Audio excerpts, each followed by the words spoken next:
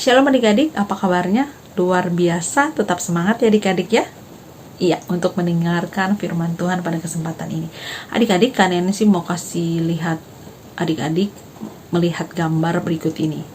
Kita sama-sama lihat ya. Ya, begini adik-adik. Di sini adalah lambang logo tahun gereja yang dipakai di hari Pentakosta. Artinya ketujuh lidah api menyimbolkan ketujuh sulu api, yaitu 7 roh Allah membentuk lingkaran yang menghadirkan kekekalan dan keabadian. Merpati yang menukik dan lidah api menunjuk kepada peristiwa pencurahan Roh Kudus di hari Pentakosta.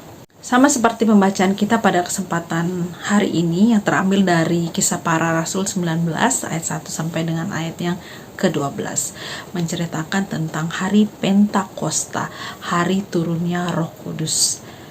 Seperti yang dijanjikan Tuhan Yesus kepada murid-muridnya, lahirlah Roh Kudus melalui murid-murid Tuhan Yesus yang percaya kepada Tuhan pada waktu itu. Ya adik-adik ya.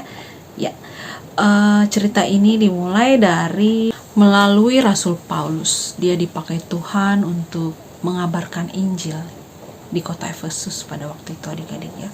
Melalui pertobatannya kita tahu latar belakang Rasul Paulus seperti apa.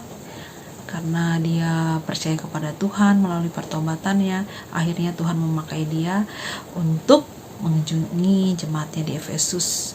Karena di tempat itu ada sebagian jemaat yang belum percaya akan adanya Roh Kudus.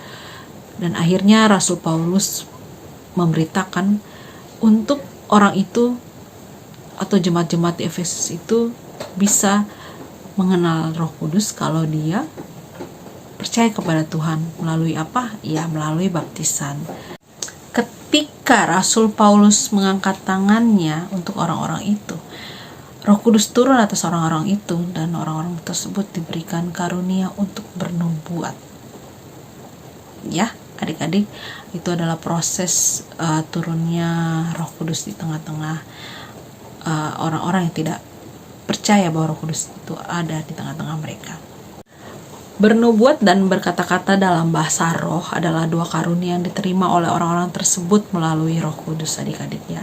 Untuk melihat karunia-karunia lain, adik-adik bisa buka di 1 Korintus 12 ayat 1 dengan 11. Di situ nampak jelas terlihat beberapa karunia-karunia yang didapat.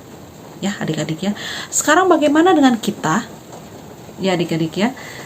Galilah karunia-karunia yang kita punya ya adik-adik ya, untuk bisa kita lakukan di tengah-tengah kehidupan kita hari lepas hari. Caranya seperti apa? Ya, dengan cara kita percaya kepada Tuhan melalui baptisan kudus adik-adik ya.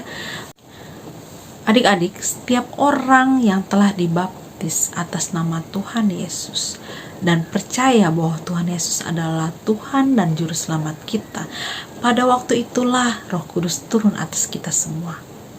Betapa bahagianya kita menerima karunia yang sudah Roh Kudus berikan kepada kita. Bagaimana cara kita mengetahui karunia yang ada dalam diri kita? Bagaimana cara kita menggali itu semua? Ya adik-adik, kita bisa mengetahui itu semua di dalam diri kita masing-masing, dan jangan lupa lakukan itu semua karunia yang telah Tuhan berikan kepada kita untuk kemuliaan nama Tuhan. Ya adik-adik ya, kita harus bersyukur dengan apa yang sudah Tuhan berikan kepada kita, dan jangan lupa adik-adik selalu melakukan apa yang telah Tuhan berikan kepada kita melalui Roh Kudus dengan cara membaca Alkitab, saat teduh, mengikuti ibadah impah, dan selalu melakukan segala aktivitas kehidupan kita hari lepas hari sesuai dengan apa yang Tuhan perintahkan. Ingat adik-adik, itu adalah bagian dari karunia yang telah kita dapat melalui Roh Kudus.